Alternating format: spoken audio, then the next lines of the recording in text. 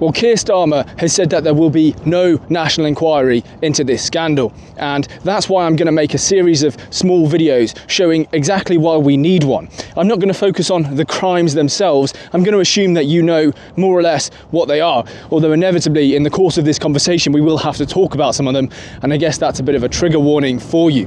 But what I want to do is I want to expose and look at not the individual crimes and the perpetrators themselves, but all of the people who enabled it, all of the people who facilitated this to go on for decade after decade after decade. And here I'm talking about the police, I'm talking about the state, I'm talking about the judges, I'm talking about the civil servants, the Child Protective Service, all of these people who turned a blind eye, or worse, particularly in the case of the police, which I'm going to look at today, worse, enabled and helped the offenders, and in many cases arrested the victims.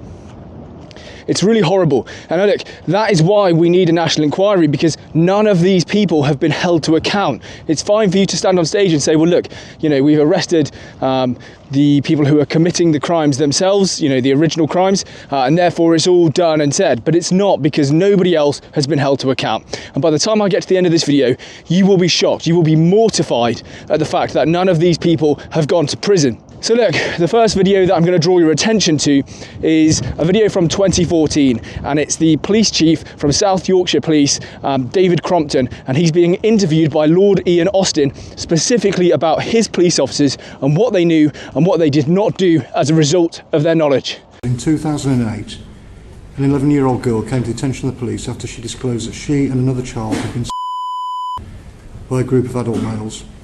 Just a few weeks later, she was found in a derelict house with another child and a number of adult males. Yet she was arrested, 11 years of age, she was arrested for being drunk and disorderly, and none of the males were arrested. Has your force identified the police officers involved in that and found out what went on?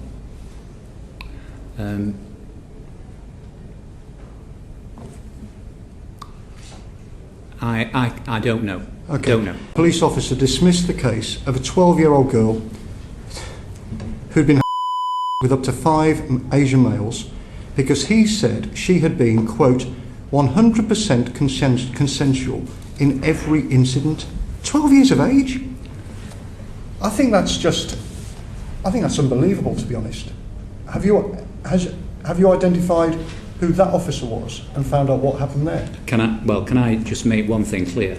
That I've said today that we must have an independent investigation. So what you heard there in 2014 was David Crompton being asked questions about what his police officers knew and when, and whether they acted appropriately. And his answer that he repeated throughout the interview was, I need to set up an inquiry. We need to have an inquiry to make sure that we fully understand what's happened. Well, they did have an inquiry. It took 8 years to complete. And in 2022, we got the results of the inquiry. Despite over 250 allegations against 50 of his police officers, not a single one was held to account for their actions. Not one lost their jobs. Even as we heard in that interview, some of the absolutely awful things that they were doing, not one was held to account. Staying in Rotherham for a moment, what do you think happened when Benares Hussein was caught at the police station car park receiving from a teenage girl? Well, the police did send out a squad car to investigate and see what was happening. They pulled up alongside him and they said, what's going on here? And he replied, she's just sucking my mate. And what did the police do?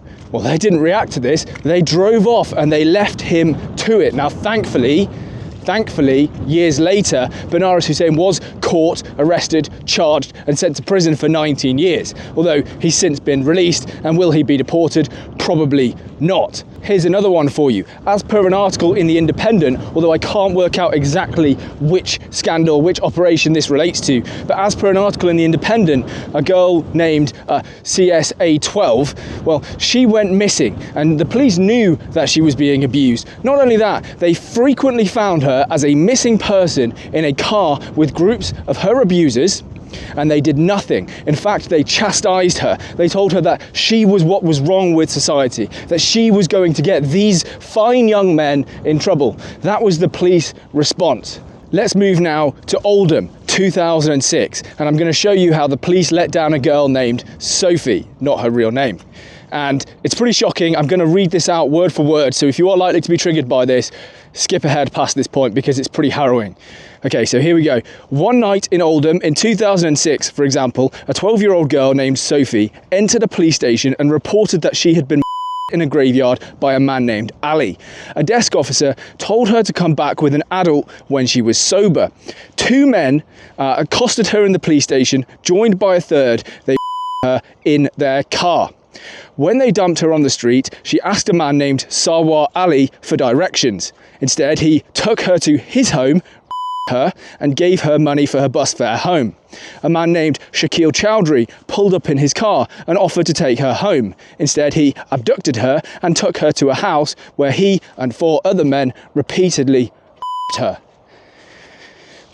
Because the police turned this young girl away who they knew had literally just been in a graveyard, because they did that, she went back on the streets and she was picked up by 4 other groups of men and repeatedly. A reasonable question that you might have at this point is, well, where are the parents? Why aren't the parents doing more for these girls? Well, look, a key part of this is actually a lot of these girls were in care, okay, which makes them extremely vulnerable and therefore much easier targets for these predators. But here's what happened when the police did try to intervene, and I'm quoting from the Telegraph here. A senior police officer admitted that his force ignored the abuse of girls by Pakistani grooming gangs for decades because it was afraid of increasing racial tensions. After a 5-year investigation, the IOPC upheld a complaint that a Rotherham police officer told a missing child's father that the town would erupt if it was known that Asian men were routinely having sex with underage white girls. Okay, so what about the fathers who did go and try and rescue their daughters? Well, the police arrested them. Listen to this from the same article. As the J inquiry into Rotherham found in 2014, in at least 2 cases, fathers tracked down their daughters and attempted to remove them from the houses where they were being abused. The police arrested the fathers. In other cases, child victims were arrested for drunk and disorderly behaviour rather than the adult men they were with. So what you have is police officers arresting fathers who have gone to try and protect their daughters. If they don't arrest the fathers, then what they might do is arrest the young girls themselves for drunk and disorderly behaviour. But never, under any circumstances, do they arrest the offenders. Now, if you think it's just the ordinary level beat cop that knew that this was happening, but perhaps the senior police officers, the ones with influence, well, they didn't know, you're wrong.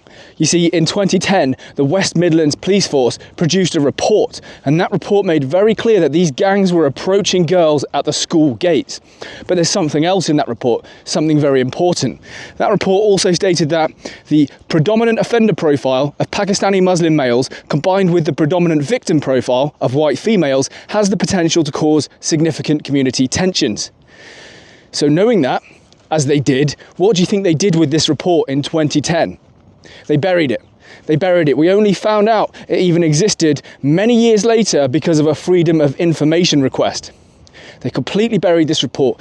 Before that this scandal was fully known, before Andrew Norfolk and Maggie Oliver really started raising the alarm and saying this is happening all over the country and it's absolutely horrendous, the West Midlands Police Force had a report knowing that this was going on, and they buried it to ease racial tensions. They sacrificed girls on the altar of multiculturalism. So knowing all of this, what do you think the police forces up and down our country did?